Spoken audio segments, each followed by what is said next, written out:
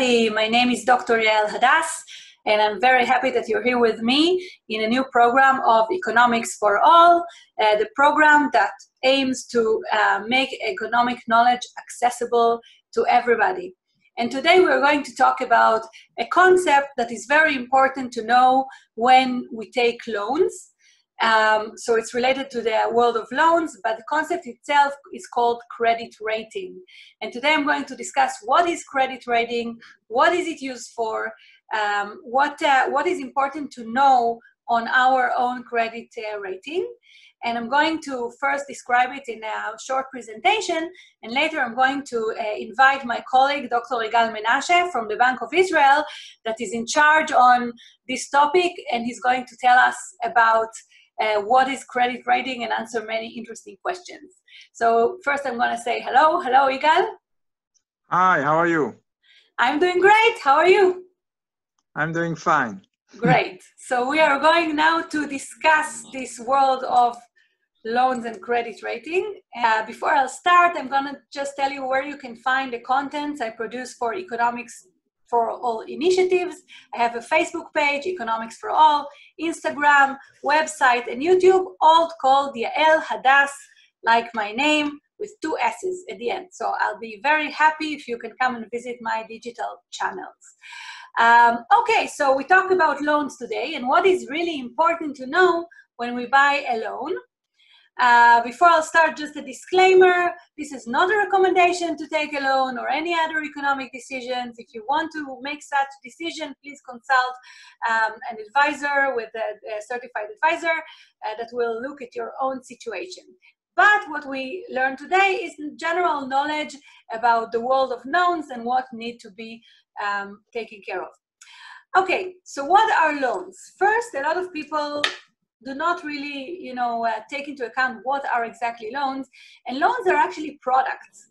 They actually have a price. We buy them, okay? We don't take them, even though the common phrase is to take them. We buy loans.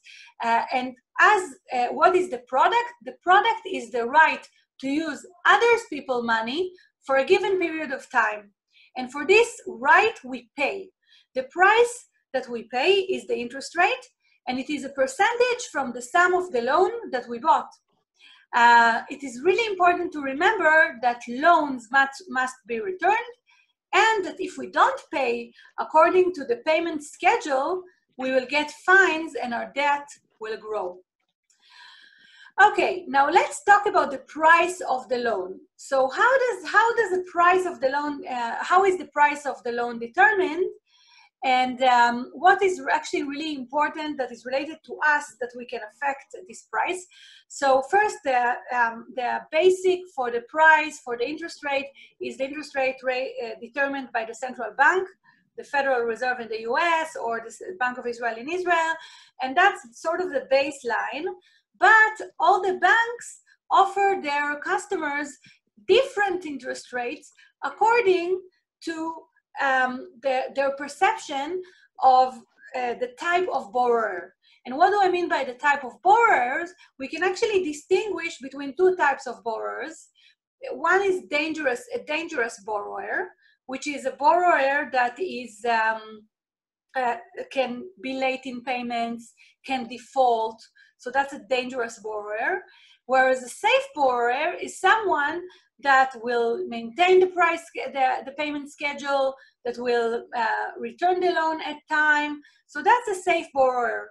And normally, if the borrower is deemed to be dangerous, then the bank to protect, or the lender to protect themselves, would actually demand a higher price that actually also incorporate the risk of this person's defaulting. Whereas if the bank is actually more sure that this borrower is not going to default and is actually going to make payments on time, they will be willing to offer them a lower interest rate, so because they don't have to compensate for this risk. So that actually means that our behavior will dictate what kind of interest rate we will be offered. Now, how do lenders know which borrower is dangerous? The lender needs information, okay? For lenders can be banks, credit card companies, other lenders.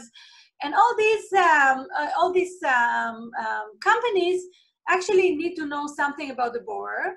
And the simplest way to know about the borrower is that if you are already the bank of the borrower, you have some information at least on past behavior. So in the past, only your bank held information about your level of dangerous borrowing. So only your bank could actually offer a low interest rate because all the other banks and lenders had no clue whether you are a borrower that is dangerous or a borrower that is safe. So other banks would offer a higher interest rate, and you would be sort of in a trap that only your bank gives you the best interest rate. And that actually is the ban to competition between the banks on the good borrowers. So the new credit data law that passed in Israel allows other lending institutions to receive information about us and can compete with our bank in the price of the loan. What do I mean by that? This new law that was established in Israel in 2016 actually started to collect data about all of us, and other banks in which we don't have accounts can actually see this data if we authorize this use. And if they know that we're actually good borrowers, they might counter offer our bank's interest rate and actually lead to a competition where for us as borrowers, it's better because we can choose really the lowest interest rate.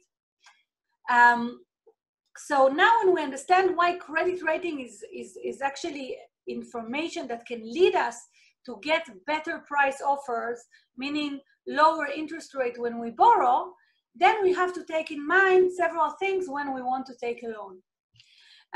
First, when I want to take a loan, the first and foremost question that I have to ask myself is, do I really need a loan? Why? Because loans are actually something that I commit to pay in the future, and maybe I can actually solve my financial problem with different strategies such as reduced cost, increased income. So that's first thing to learn, that you don't have to take a loan and there are other alternatives. But if for some reason I decided to take a loan, then I have to plan how to return it. That's for sure it's gonna happen. I'm going to have to repay the loan. And I have to take into account, where will the income come from? If I lost my job, will I be able to return the loan? These all things I have to take into account when I take the loan. If we decide to take a loan, we need to find the lender that will offer us the lowest interest rate. And this new tool of credit rating allow us to present ourselves to numerous lenders that will assess the level of risk and will offer the appropriate rate. So the consumer can receive this data in Israel from the Bank of Israel, and also learn how they can improve the credit rating to actually improve the rating itself. And exactly about that, I'm going to talk with my colleague, Dr. Yigal Menashe, about what really affects the credit rating and how we as consumers can improve it. So I'm going to stop my share. And hi, Dr. Yigal Menashe. Hi, Yael. How are you? I'm great. And I have a lot of questions for you. And and the first question I want to ask, and that's actually specifically for Israel, since we never had credit rating before, what led to this change in policy? Okay, so I will not go into historical details about Israel. You know, Israel is pretty young state, only 72 years old. Mm-hmm. But due to some historical reason, most of the credit has been given to the customer in Israel through the banking sector, especially the two large ones. Of course, this situation reflects lack of competition in the credit market. And therefore, we have a problem that most of the borrowing are pretty good, but still pay a lot of interest. So in order to solve this problem, as you mentioned, Israel passed a new law, which called the Credit Law Data in 2016. And I think the main ratio beyond this law is that the central bank, the Bank of Israel, established and operate a system that obtained all the credit history of all customers in Israel. And if the customer allows to do so and want that we will share his data with other credit provider, not only his bank. So of course he will benefit from that because he will get much more offer, and we hopefully think that they will get better offer. Mm-hmm. But I think there is another channel that I think you mentioned very briefly in your presentation, is that each customer could ask, could apply from the Bank of Israel, from the website, to get its own credit report. And then he will get kind of confidential credit report with all, all the stuff. So, and that will help him to really understand what is the financial status. And of course, he could then do something about that in order to be prepared and to be in a better shape to get a better offer.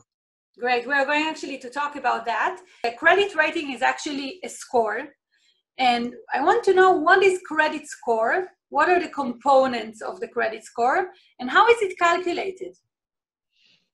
Okay, so credit score is kind of a number that tries to evaluate what will be the likelihood that the customer will pay his debt on due time. That's, of course, is essential answer for the lender in order to understand whether he will get his money back. As for the model, it's a statistical model. I will not go through to all the details, but I could say on general that it's a behavior model. So we look on the history and we see if you pay all your debt on due time, and if you are, if you act in a responsible way and you don't have a lot of money and use it in a responsible way, you should get a pretty good score. Now, the credit bureau, which is a different entity, is the entity that developed this score. And we in the Bank of Israel, we oversight this model, and we make sure that it will be transferable to the customer, that you will get the score, you will get the percentage, and you will get the reason why you get this score and what you should do in order to get the maximal score. Another thing that I should mention, that credit score, it's based on data without any income data, age, race, religion, because all this stuff is not something that really related to the behavior that you will pay it in due time. And that's a really important thing.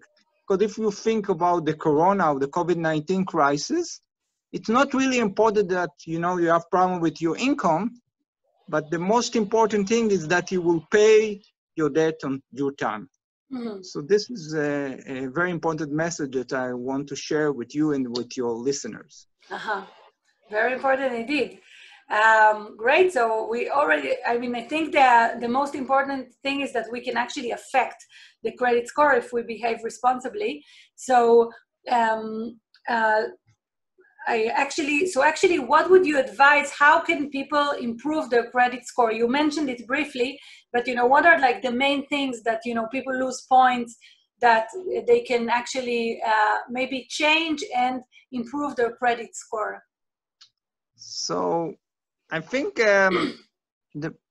maybe I will look at it now in like a roadmap. So maybe the first thing that you should do is not something that really related to a score. It's related to the credit report.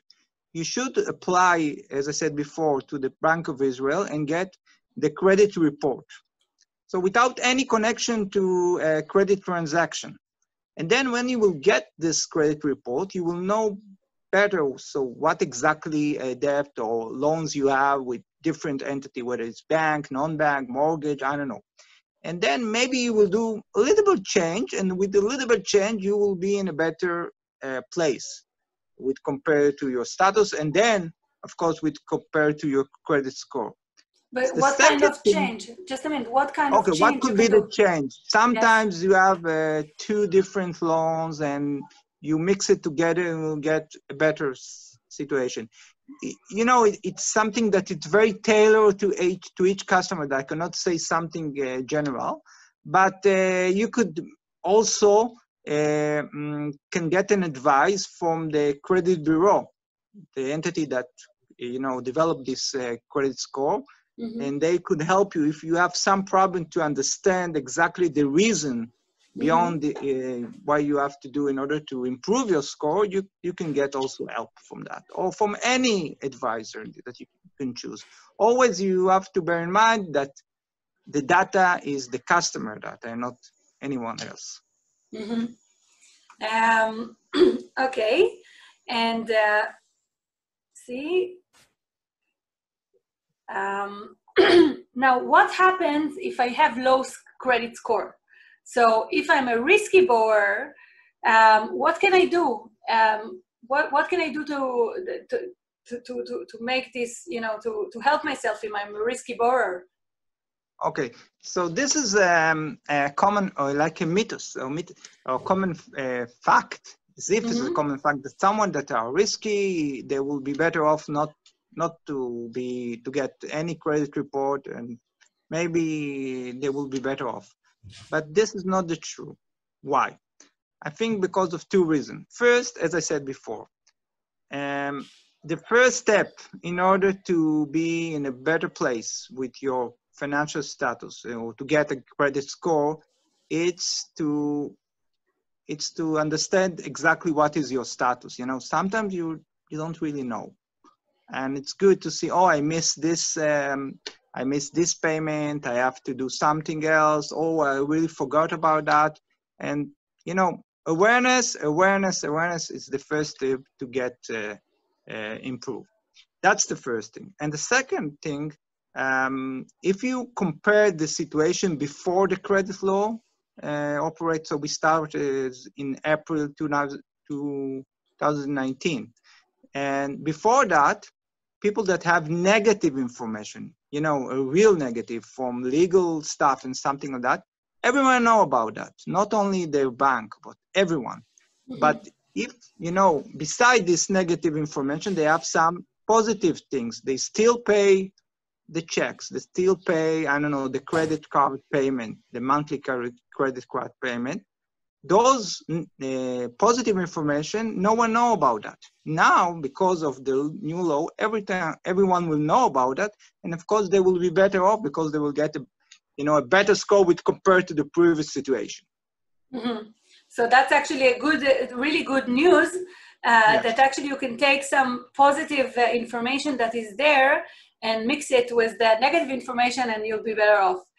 And not only that, Yeah. before the new law, everyone didn't ask the guy about the negative situation. So they really pass it, as if no one asked him. Now, everything, you should be aware of that. So it's also important because as maybe I didn't say it before, the first thing that we want to solve in the new law is this asymmetric information, not only between all the credit providers, between your bank and other credit provider, but also between the customer and the lender. Yeah, because the lender have some advantage, and that's not really should be the case because it's your own data, and you should come with a strong bargaining power when you negotiate about your price of the loan. Mm-hmm. That's it's not only your regular bank. You mean all the lenders that you meet, you can actually go and bargain between them. Yes, all the lenders. Yes, all the potential lenders. All That's the potential lenders. Yeah. Great. And can you tell me a little bit about something that people are really concerned about, and that's the privacy issue? All of a sudden the government is actually collecting data on the financial behavior of all of us. Should we be worried? Who is keeping our privacy? Yeah. Okay, so I think the state or the law and also the Bank of Israel is paying a lot of attention to privacy stuff.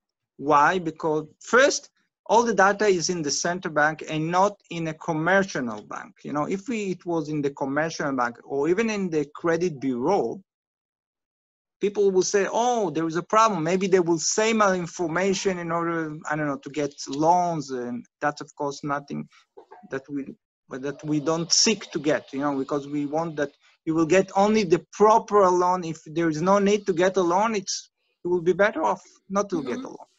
So the first thing that all the data is here in the central bank with all the prestige. And we, of course, protect the data with high level of standard of, you know, of all the things that, you know, that Israel also is in a way, it's also in a very good place. But not only that, also we have a privacy law, the credit law, and previous privacy law from the 80s, and maybe the most important thing, we will never share your data. We will never share that without any consent from the customer. So no consent, no data sharing to anyone. That's a very important one. But also we have three rights. The first right for the customer. The first right I already mentioned is that once a year you can get free of charge your credit report. And you, of course, you can get more than credit report, you know, but you will pay something. And now we negotiate maybe to lower the cost because of the COVID-19 crisis. Second, and suppose someone is really afraid that something will happen to his credit data. So we have the option to apply to the Bank of Israel and to ask to stop report his credit data to the Bank of Israel. But then he could have a problem later on if he, I don't know, want to have a loan. And of course, he will ask to start report once again about his credit data, but then he will have a gap. In this period of gap, no one will fill it up. And then, of course, there will be a problem to get high score because no one knows what exactly happened with this customer in you know, within this gap. So that's why we have another option that we will still report about this guy, but we will not share his data. So we will not share it in advance. So we will ask not to share his data to some of the credit provider or to all of the credit provider. And until he will ask to redo and to do it and to share it once again, we will never share it. But in the end, I want once again to emphasize that in any transaction, the lender will ask the customer if he accept or choose to share his data, and without any consent, there is no sharing of data from the Bank of Israel through the credit bureau and through the credit provider. So, but you actually say that it's not you, but basically the whole system is actually designed in a way to make this actually a good thing for the customer, you know, to allow to have all this information. So of course, that will be a very problem. If everyone will choose not to report or not to share, then we have a problem. Then we will go back, you know, to point zero, that before passing the law, and then there will be a problem from the customer, from the interest rate, because there will be this asymmetric between the bank and other credit provider, and he will not know enough about himself. So this is not a good equilibrium. The good equilibrium is to be in the new phase, and of course to maintain their privacy with all the respect, and we really respect everything. By the way, we have a unit in the central bank that get all, you know, if you have some problem, you want to complain about the credit bureau, about the credit provider, you think there is mistake about your credit bureau, so you can ask our unit that try to investigate it and solve it if there is a need to do so. Actually, that would be an interesting research to know if following, I don't know if you did this research or you know about such research, if following the law, did the interest rates offered to customers have reduced? Yes. Because of that. So Yes, so as you say, in Israel, so it's very recently we passed this law, so it's a problem to see it in Israel. But in other countries, in the US and other countries, you know, we have this sharing of data from the 60s, from the 70s. And in most cases, we see that the prices went down. They went down because of those two channels that I mentioned. Mm-hmm. First, awareness. So this thing about credit, status, financial status, it's not pretty easy. And first thing, you should have a place that get all the data in one place, and you could figure out what is your situation. Also, you could get help from others, from advisors. And the second is, of course, that everyone know that you are a very good borrower. And I also mentioned that in Israel, about 17% of the borrowing are very good one, so not even risky.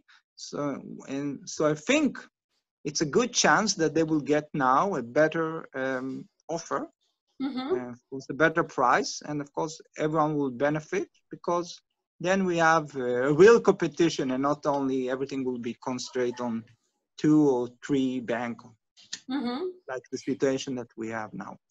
Yes. And the last question, did this, maybe in other countries, because for Israel it's very new, did people change their behavior? They became better borrowers, like, you know, more obedient in the payment schedule and so on? So I'm not sure that everyone, but of course some of people that became more aware, as I said before, more aware about what exactly the mix that they will get to better score. Sometimes I didn't mention it yet, but you could get the score without any transaction. So you could ask one of the credit bureau, suppose I really want to know what is my credit score, and then they do some changes and they ask once again about the credit. So, we go up by 20%, by 20 points, or by 25 points. So it's like doing and checking, and this thing also help, to get a better price, to get a better score, and all the situation, all the ecosystem that now this thing is something that you should take care when you do some financial steps. That's very important. Mm-hmm. Fantastic. Okay, great. I think we learned a lot, and I'm actually thanking you a lot for staying with us and tell us all this information about credit rating. I don't think it's very easy to know about these things, and I'm happy that you helped me share this knowledge. So thank you very much. Thank you for having me on.